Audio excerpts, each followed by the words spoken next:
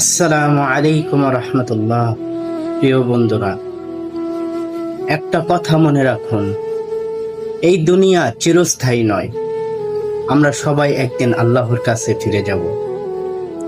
রাসূল সাল্লাল্লাহু আলাইহি ওয়াসাল্লাম বলেছেন, বুদ্ধিমান সেই ব্যক্তি যে নিজের হিসাব নেয় এবং মৃত্যুর পরের জীবনের জন্য আমল করে।